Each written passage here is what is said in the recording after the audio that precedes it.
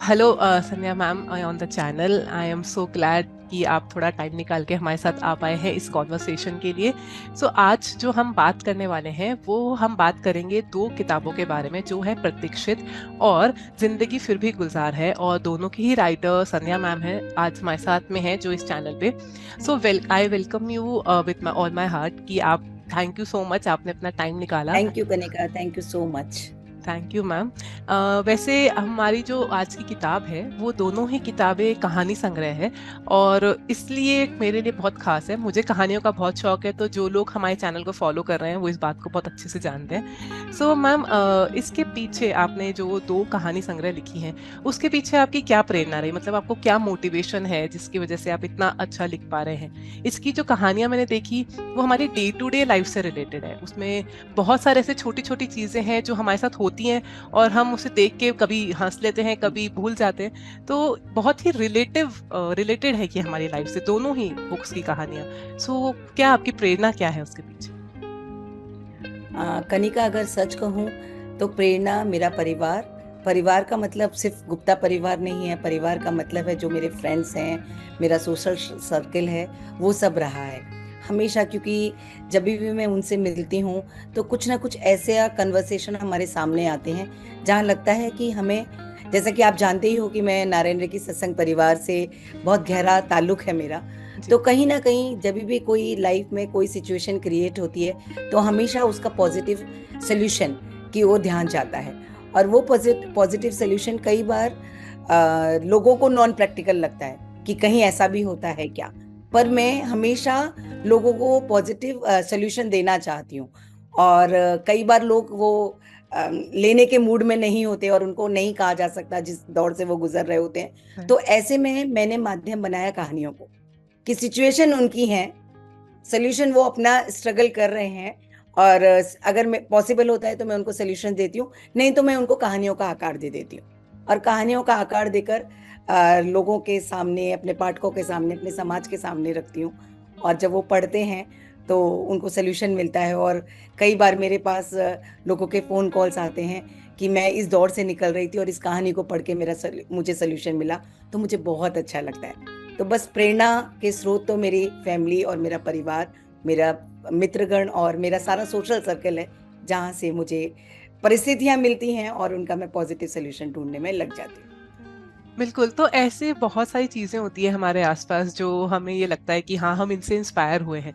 तो इसमें जो इतनी कहानियां हैं, क्या आप कोई ऐसी कहानी हमारे साथ शेयर करना चाहेंगे जो आपको हमेशा याद रही, या वो बहुत ही मोमेंटस थिंग था आपके लिए क्योंकि आपने इतनी सारी कहानी लिखी है तो?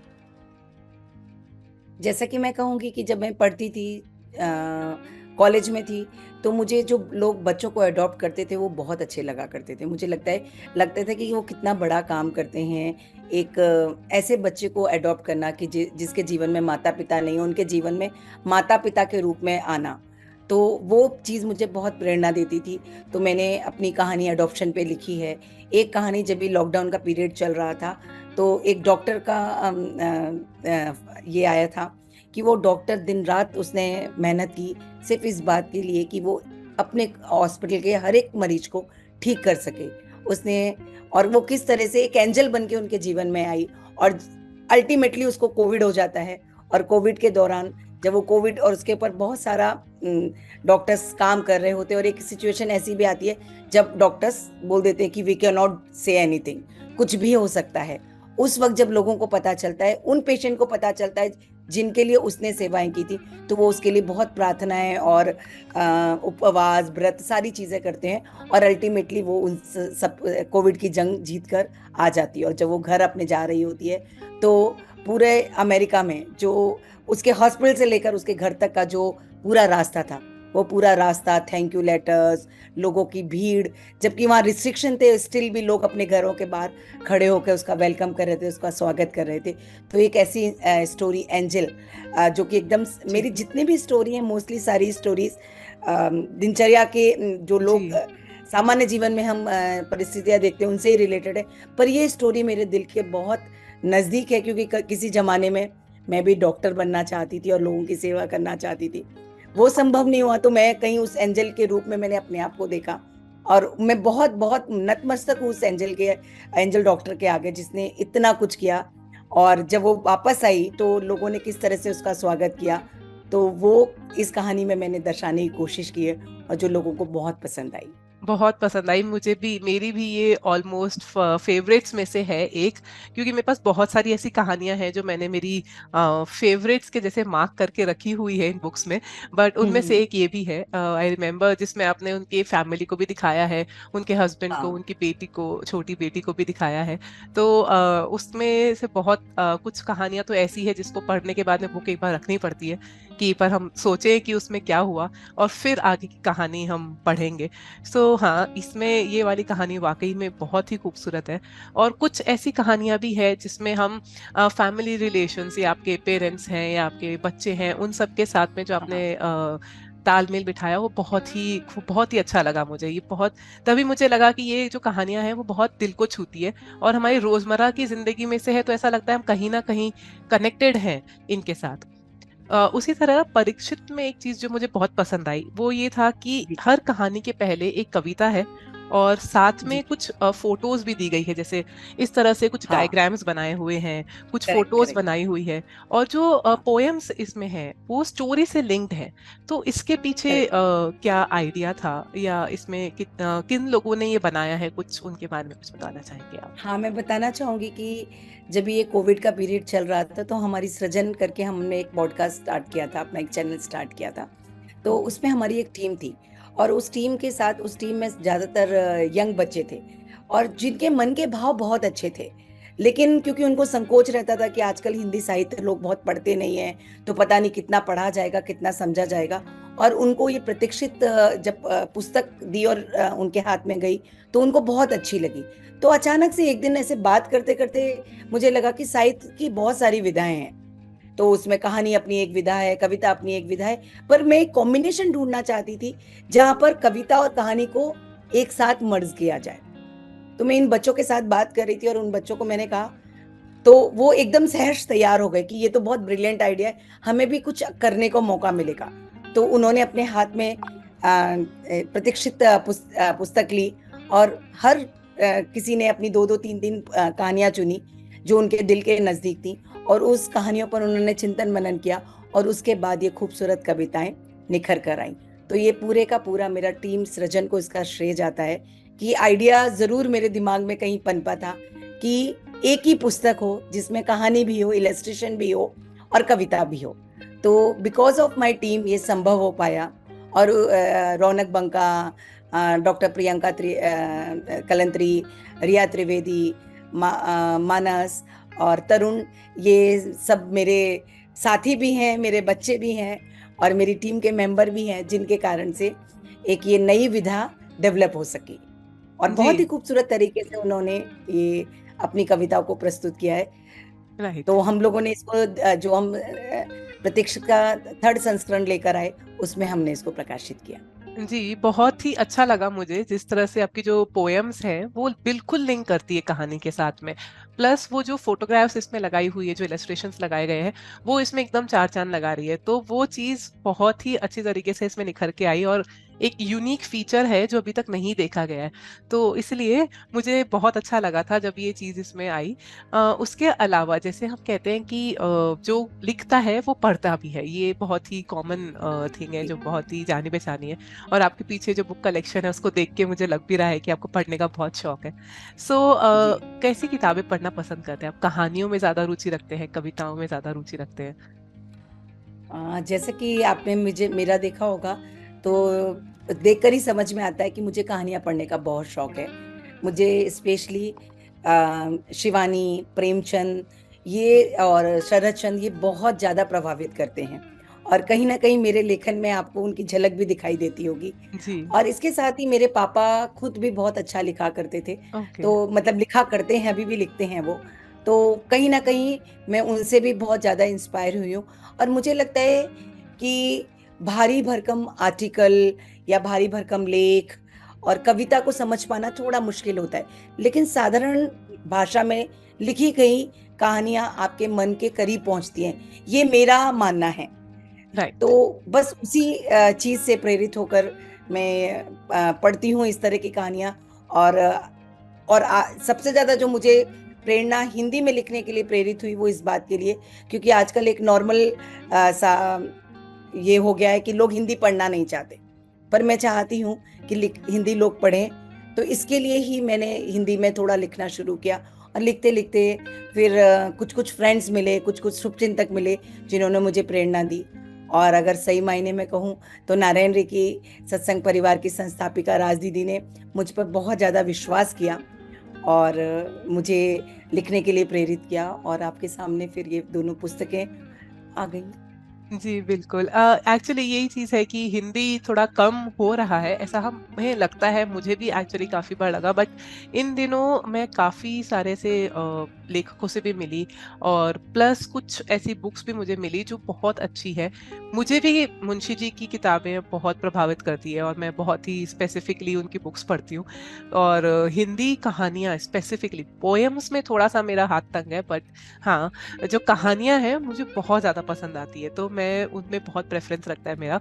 और हिंदी के ऊपर हमारे चैनल पे भी जैसे काफ़ी वीडियोज़ भी हैं, और भी हमने वीडियोज़ बनाए हैं, जो स्पेसिफ़िकली हम्म, हिंदी बुक्स पे हैं और हिंदी ऑथर्स के लिए हैं। हम्म, तो हाँ, ऐसा लगता है, बट हाँ, थोड़ा बहुत रुझान वापस हो रहा है, मुझे ऐसा फ़ील हो रहा है कि आजकल मैंने फिर देखा है कि थोड़ा बहुत रुझान हिंदी की तरफ हाँ, जा रहा है, और लोग पढ़ने लगे हैं, दोबारा पढ़ने उसमें लगे आने लगे हैं। प्लस जो चीज़ें ट्रांसलेशन है, जो और रीजनल भाषा में लिखी जा रही है, वो भी आजकल हम्म, वापस थोड़ा ट्रेंड में आ रही है, वापस। तो वो चीज़ भी बहुत अच्छी है, और हम कोशिश करते हैं कि हमारे चैनल के थ्रू हम उन चीज़ों को बढ़ावा दें, ताकि कुछ चीज़ें हमारी तरफ से भी ऐड हो पाएँ।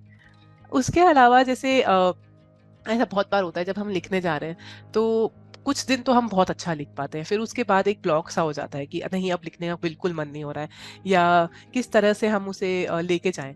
तो वो चीज़ें आप कैसे हैंडल करते हैं? देखिए कनिका जी, ये जो लिखना है, दिस इज अ प्रोसेस। तो जैसा आपने कहा, कई बार तो बहुत अच्छा लिखा जाता है, कई बार बिल्कुल लिखने का मन नहीं होता, या कई बार अपना लिखा हुआ ही पसंद नहीं आता। बिल्कुल। तो ये कंटिन्यूटी एक बनी रहती है, कभी बहुत अच्छा, कभी कम ऐसे करके। कई बार आपकी व्यस्तताएं होती हैं, कई आपके और भी काम होते हैं जो आपके लेखन को प्रभावित करते हैं, राइट, लेकिन आपका लेखन के प्रति जो चिंतन होता है वो निरंतर चलता रहता है। राइट। और उसके लिए जैसे मेरे जीवन में भी ऐसा आता है, उतार चढ़ाव होते रहते हैं। कभी लेखन, बहुत लिखने का मन कर रहा है, ऐसा लगता है कई बार 15-15 20-20 दिन में मैं एक कहानी को पूरा करती हूँ, और कई बार महीने महीने भर कुछ नहीं लिख रही होती हूँ, लेकिन मन के अंदर वो लिखावट चलती रहती है। और जब भी कोई पॉइंट, जब भी कोई खास बात, या जब भी कोई नया शब्द मुझे प्रेरित करता है, मैं फटाफट उसको लिख डालती हूँ। कभी अगर रात को, आधी रात को सोते वक्त भी मुझे कोई ख्याल आया, कोई विचार आया, जो मुझे लगता है wow this is such a nice thing, इसके ऊपर एक स्टोरी बन लिखनी चाहिए, करनी चाहिए, तो मैं तुरंत उठती हूँ और उसको बुक में लिख लेती हूँ। और फिर जब मेरा आज मन करता है कि आज समथिंग कुछ अच्छा लिखने का मन है, तो मैं उनको खंगालती हूँ एक बार। और फिर किसी चीज से राइट। कोई एक अच्छा सा पॉइंट जो मुझे बहुत, उसमें से बहुत सारी चीजें होती हैं, 8 10 15 20 पॉइंट होते हैं, उसमें से कोई एक पॉइंट के ऊपर विचार और चिंतन चलता है, जो पहले से चल रहा होता है, जो राइट। दिमाग में सेट होता है, वो चिंतन धीरे धीरे आपके पन्नों पर आने लगता है, और एक कहानी जै- बन जाती है। जैसे हम सबकॉन्शियस माइंड की बात करते हैं, कि एक करेक्ट। चीज हमारे माइंड में चल रही है, तो वो कहीं ना कहीं तो रूप लेगी, और जितना अच्छा उसको हम लेके जाएं, उससे उतना ही अच्छा प्रभाव भी आएगा, हमारी कहानी में भी उतना ही प्रभाव आएगा। सही, मैं वो यही कहना चीज, चाहती हूँ राइट। कनिका जी कि हाँ। लेखन ना एक प्रक्रिया है। राइट। जरूरी नहीं है कि आप पेपर और पेन से लिख रहे हो, लेकिन आपके सबकॉन्शियस, जैसे आपने सबकॉन्शियस माइंड को बोला, हाँ। कि आपके मस्तिष्क में बैक ऑफ द माइंड वो हर वक्त लिखता रहता है। और जब आप उन पॉइंट्स को एक बार जॉट डाउन कर लेते हैं और उन पॉइंट्स को गो थ्रू करते हैं, तो वो पीछे जो लिखा हुआ है तुरंत आपके सामने आ जाता है। तो आपके लिए वो लिखना और उस लेखन को संवारना बहुत ईजी हो जाता है। मैं यही टेक्निक अपनाती राइट, राइट, सही, वो बात भी सही है, क्योंकि कुछ टाइम उस पे जब तक हम फोकस नहीं करेंगे, तो हो सकता है 2 दिन बाद में हमें लगे कि हमने क्या लिख दिया, तो वो चीज उसको फ्यूल अप करती है, वो चीज उसके अंदर पॉइंट्स ऐड करती है। That is so true. Recently मैंने कल परसों एक बुक खत्म करी, काफी पॉपुलर बुक है, वर्जीनिया हूँ। वुल्फ की बुक है, एक वंस ओन रूम करके, जिसमें वो कहती है हम्म, कि हमारा खुद का एक रूम होना चाहिए, जिसमें हम बैठ के करेक्ट। सोच सके, यानी वो इस तरह से उसको लेके जाती है कि हमारा खुद का एक टाइम होना चाहिए, कि हम टाइम उसमें होना सोच चाहिए। रहे हैं। तो क्या आप भी उससे विचार से एग्री करते हैं, या किस sense? यस यस, बिल्कुल बिल्कुल। कि जिसको बोलना चाहिए मी राइटिंग टाइम। मेरे राइट। जीवन, मेरे मन में भी वो एक मी राइटिंग टाइम है, हम्म। जहाँ मैं और स्पेशली जैसे आपने कहा, या तो ये अर्ली मॉर्निंग का समय होता है या लेट नाइट का समय होता है, जिस वक्त मैं पूरा का पूरा फोकस सारी चीज़ों से, being a mother, being a wife, being a house wife, बहुत सारी राइट। आपके जीवन में बहुत सारी चीज़ें चल रही होती हैं, तो उन सब से ध्यान हटाकर मैं पूरे का पूरा फोकस लेखन के प्रति करती हूँ। मैं जैसे आपको बताना चाहूंगी, जो मेरी प्रतीक्षित पुस्तक है, मेरे को लिखने का शौक बचपन से था, लेकिन अपने जिम्मेदारियों के चलते कभी उस पर फोकस नहीं किया कि पुस्तक लिखूं। लेकिन मेरा 50th बर्थडे नजदीक आ रहा था, और बच्चे और मेरे जीवन साथी सभी का ये मानना था कि तुमको अभी अपना कृतियां सामने लानी चाहिए। तो मेरा बेटा, मतलब उसने मुझे लेकर गया, मतलब वो मेरे साथ माथेरान, एक बॉम्बे के पास एक छोटा हिल स्टेशन है, जहाँ पर हम गए। और जो मैंने पूरा तैयार था, जो कि जिसको बोलना चाहिए ना, हाफ कुक्ड राइट। मील हमारे साथ थी, और उसको फुल कुक मील में मैंने वहां जाकर परिवर्तित किया। तो राइट। मेरा फोन साइलेंट पे रहता था, वो मेरी पूरी देखभाल करता था, कब मुझे खाना खाना है, कब मुझे सोना है, कब मुझे दैट्स रेस्ट सो करना है। स्वीट। और उस वक्त मैंने वो अपनी हाफ कुक मील को फुल कुक मील में परिवर्तित किया। और इसी कारण मैंने टाइटल भी ये रखा कि बहुत बरसों से मेरी कहानियों को पब्लिश होने की प्रतीक्षा थी, और वो अप्रतीक्षित पुस्तक अब सबके सामने आई। वाओ, तो वो दैट्स सो एक गुड। जो टाइम है, वो आपको रखना ही पड़ता है। कई बार ऐसा होता है, आप बहुत थक जाते हैं, और उस राइट। थकान के वक्त मेरे लिए अपनी थकान को दूर करने का बेस्ट तरीका है अपनी कहानी पर चिंतन करना। और उस वक्त दैट्स मैं सो बोलती हूँ, मैं बहुत ब्यूटीफुल। थकी हुई हूँ। हाँ, तो वो कभी अर्ली मॉर्निंग का समय होता है, कई बार ऐसा होता है आफ्टरनून में घर में कोई नहीं है, तो वो राइट। करीब आफ्टर लंच के बाद से लेकर करीब 4 बजे तक का समय मैं अपने लिए रखती हूँ, जिस वक्त मैं अपनी कहानियों के बारे में सोच सकूं, लिख सकूं। कई बार वो आधी रात को भी समय होता है कि ऐसा राइट। लगा कि नहीं, कोई विचार आ गया मन में, हम्म। तो उस वक्त ही नहीं, अभी मुझे कोई फिक्स समय नहीं है, लेकिन जब वो समय होता है तो मैं आउटर वर्ल्ड से अपने आप को डिस्कनेक्ट कर कर वो उन पर राइट। विचार करती हूँ, और उनको सब पन्नों पे उकेरती हूँ। और कई बार पूरी पूरी कहानी लिखने के बाद मेरे क्रिटिक है मेरी फैमिली, उनको सुनाती हूँ। कई बार पूरी कहानी लिखने के बाद पूरी की पूरी कहानी परिवर्तित करने पड़ती है। उनको लगता है राइट। इसमें ये अच्छा नहीं है, या ये ठीक नहीं लग रहा है, शब्द अच्छे नहीं है, या प्रवाह अच्छा नहीं है। तो वो राइट। सारी चीजों को टेक्निकली वो लोग देखते हैं। जब मैं लिख रही होती हूँ, मैं इमोशन से लिख रही होती हूँ। इमोशंस। मेरा बेटा खुद भी एक अच्छा राइटर है, तो वो जी। टेक्निकल एस्पेक्ट्स मुझे काफी समझाता है। मेरी हम्म। बेटी है, वो भी मुझे काफी बताती है कि मुझे ये लाइन अच्छी नहीं लगी, या ये शब्द अच्छा नहीं लगा। मेरे जीवन साथी भी मुझे गाइड करते हैं। तो वो एक लंबे समय से जो कहानी पर काम चल रहा था, जो कहानी बाहर आती है, पूरा उसके ऊपर सारे क्रिटिक्स की, अपने फैमिली क्रिटिक्स की राय लेकर, फिर उसके बाद मैं फाइनलाइज उस कहानी को रूप देती हूँ। तो लंबा समय जाता है, लेकिन मन का एक संतोष होता है कि मैं जो भी दे रही हूँ, मेरे खुद के मन के भाव हैं, और अच्छे हैं, और पॉजिटिवली समाज को कुछ मिल रहा है। तो बिल्कुल। बस इसी तरह से कहानी की प्रक्रिया चलती है। ये तो आपने मेंशन किया कि आपका 50th बर्थडे था। अगर आप बोलते नहीं तो हमें पता ही नहीं चलता कि आप इतना एक्सपीरियंस इसमें लेके आ रहे हैं।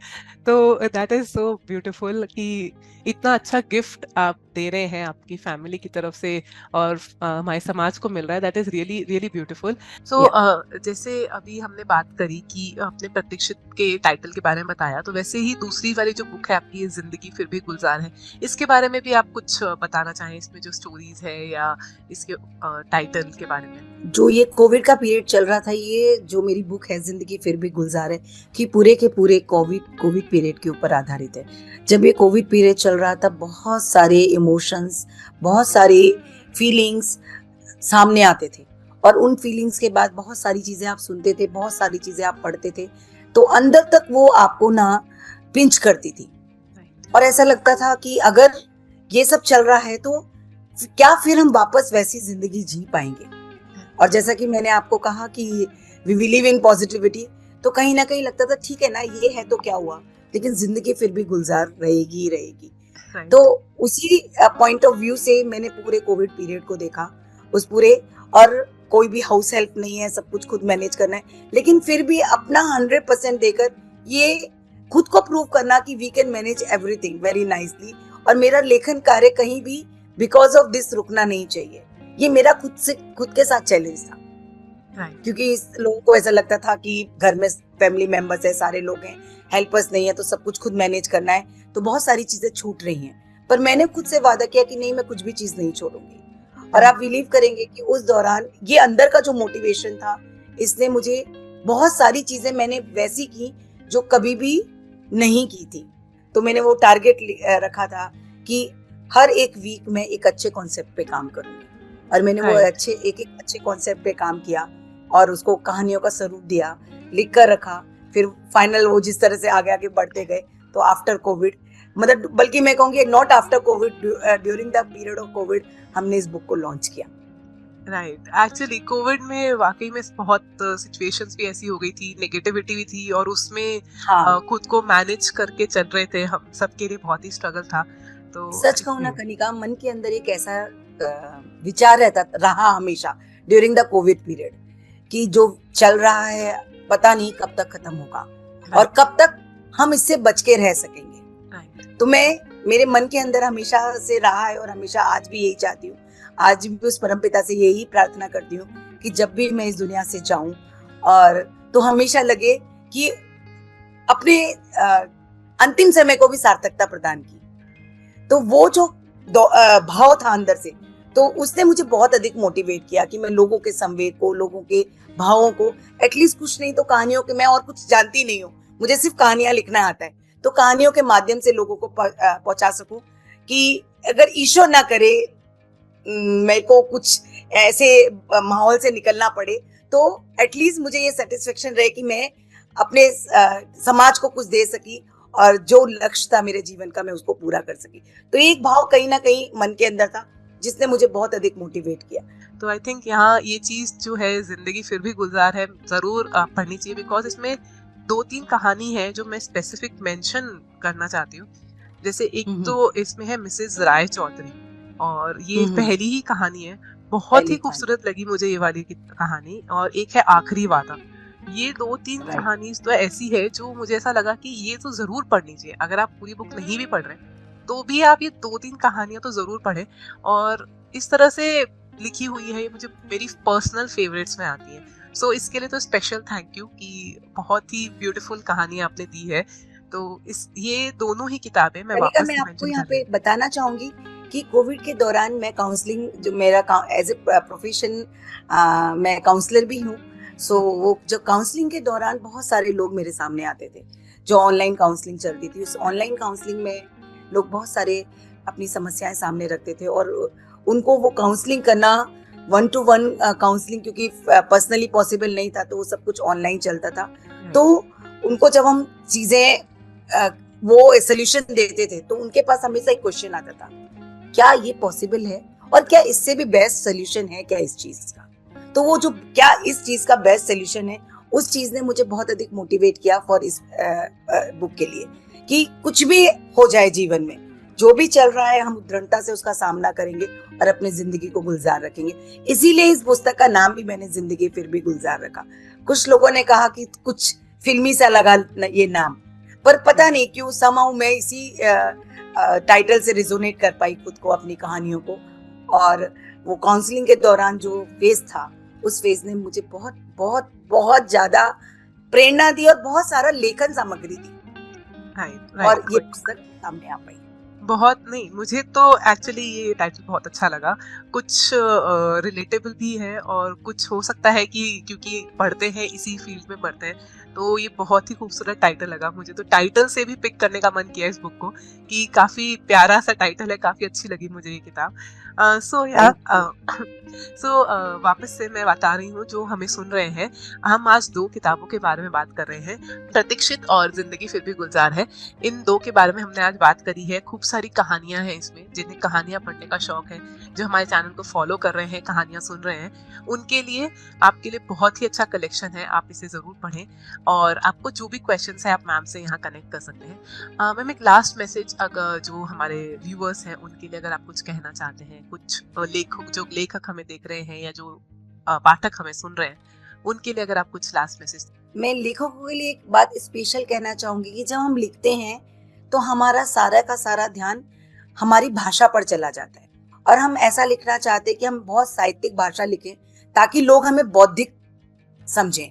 लेकिन मेरा मानना है कि कहानियाँ वही कहानियाँ पढ़ी जाती हैं, वही कहानियाँ लोगों द्वारा सराही जाती हैं जो आम भाषा में होती हैं और जो आपके इमोशंस के नजदीक होती हैं। तो नए लेखकों से मैं एक ही बात कहना चाहूंगी कि भाषा की क्लिष्टता या भाषा बहुत हाई लेवल की हो उस पे जाने की बजाय आम भाषा में लिखने की कोशिश करें।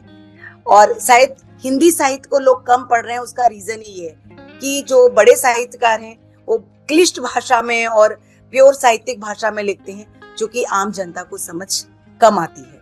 तो अगर आप जनरल आम भाषा में लिखेंगे तो आपकी पुस्तकें पढ़ी भी जाएंगी और सराही भी जाएंगी। और पाठकों को मैं हमेशा कहना चाहूंगी कि, और मुझे लगता है सभी पाठक मुझसे इस बात से सहमत भी होंगे, कि जो भाव आपको अपनी मातृभाषा में मिलता है वो भाव आपको किसी भी और भाषा में नहीं मिल सकता। तो अपनी मातृभाषा की पुस्तकें अवश्य पढ़ें, चाहे वो हिंदी हो, मराठी हो, गुजराती हो। तो अपने जो आपकी मातृभाषा है उसके साहित्य को जरूर समझें, तभी आप अपने आप को अपने जोन से, अपने एरिया से और अपनी मातृभूमि से कनेक्ट कर पाएंगे। करेक्ट। हमारे और पास विदेशी भाषाएं तो पढ़नी ही है ताकि आप अपना ज्ञान बढ़ा सकें, अपना नॉलेज बढ़ा सकें। जरूर पढ़िए, लेकिन अपनी मातृभाषा को सर्वोपरि रखिए और आगे बढ़िए। वही मैं अक्सर कहती हूँ, ये काफी रिपीटेड हो चुका है अभी, बट मैं हमेशा ये कहती हूँ कि हमारे इंडिया में, या जैसे राजस्थान है तो राजस्थान में हमारे हर कोने में एक ऐसी कहानी है कि अगर हम उन्हें भी पढ़ने जाएं तो हमें बहुत सारी कहानियां मिल जाती है। तो हाँ, वो चीजें तो हमें जरूर पढ़नी चाहिए, मेरा भी यही मानना है। और आजकल थोड़ा है ट्रांसलेशंस पे हम काफी बातचीत कर रहे हैं, तो ट्रांसलेशंस में भी हमारे पास बहुत सारे से आते हैं जो रीजनल वर्क है, जैसे बंगाली लिटरेचर बहुत फेमस है और उसको हम ट्रांसलेट करके पढ़ रहे हैं अभी इंग्लिश में या हिंदी में। तो उसमें भी वो चीज जो वो एक्चुअल में लिखना चाह रहे थे वो चीज हम ट्रांसलेट नहीं कर पाते, वो हमें हमारी ही भाषा में मिलता है और वो वहीं पे हमें समझ में आता है। तो आई थिंक हाँ, हमारी जो ओरिजिनल भाषा जिसमें लिखा गया है उसमें पढ़ने का जो मजा है वो और किसी भाषा में नहीं आएगा। स्पेशली कनिका जी, मैं आपको यहाँ के बीच में रुक कर कहना चाहूंगी कि कहानियों के साथ ना ये चीज बहुत ज्यादा जरूरी है कि कहानियों में जब तक भाव नहीं है वो कहानी पूर्णता नहीं होती। ट्रांसलेट करते हैं पर we don't want the translation, we want the transformation, जहाँ आपका एक एक भाव उतर कर आए। और वो एक एक भाव तभी उतर कर आ सकता है जबकि जो स्वयं लिख रहा है या उस लेवल का जो उसने हमारी लिखी हुई बात को उतने गहरे तक अपने भीतर उतारी है, तो वो जो ट्रांसलेशन करता है या वो ट्रांसफॉर्मेशन जो करता है आपकी लेखनी का, वो सर्वोत्तम होता है। तो जैसे आपने कहा, अगर हमें सेल्फ हेल्प की बुक पढ़नी है तो वो ट्रांसलेशन में हमें पढ़ने में मजा आता है। लेकिन हम स्टोरी पढ़ना चाहते हैं, कोई नॉवल पढ़ना चाहते हैं या कविताएं पढ़ना चाहते हैं, उनका भाव तभी आएगा जब आप खुद उन भावों को उतर कर समझोगे, और वो आप भाव तभी समझ सकते हैं यस जब आपने उस भाषा को जाना हो, उस भाषा को समझा हो। Right, so true. This was all from our side in this interview. Thank you so much, ma'am. मैं आपको दोबारा थैंक यू कह रही हूँ क्योंकि आपने हमें ज्वाइन किया, आपने अपना टाइम निकाला। So thank you so much. और आई होप जो हमें दिख रहे हैं उनको बहुत मजा आएगा ये बुक्स पढ़ के। सो आप जरूर पढ़ें, अपने व्यूज हमें दें, और अगर आपको कुछ और क्वेश्चंस हैं, अगर आप कुछ पूछना चाहते हैं तो नीचे कमेंट सेक्शन में पूछ सकते हैं, हम मैम तक वो क्वेश्चंस जरूर पहुंचाएंगे। और मैं उम्मीद करती हूँ कि आपको अपने क्वेरीज का जवाब मिलेगा। और उसके साथ साथ में थैंक यू सो मच हमारे साथ आज जुड़ने के लिए, आप सभी के लिए। कनिका जी, मैं आपको और अपने दर्शकों को भी बहुत सारा धन्यवाद कहना चाहती हूँ। आपको विशेष तौर पे धन्यवाद अपने प्लेटफॉर्म पे मुझे आमंत्रित करने के लिए और मेरे मन के भावों को अपने दर्शकों तक पहुंचाने के लिए। दर्शकों का बहुत धन्यवाद मेरी पुस्तकों के बारे में जानने और मुझे सुनने के लिए। Thank you so much. Thank you so much. We will meet you in the next video. फिर से हम आपके लिए एक अलग वीडियो, एक अलग इंटरव्यू लेके जल्दी ही आएंगे। तब तक के लिए हैप्पी रीडिंग।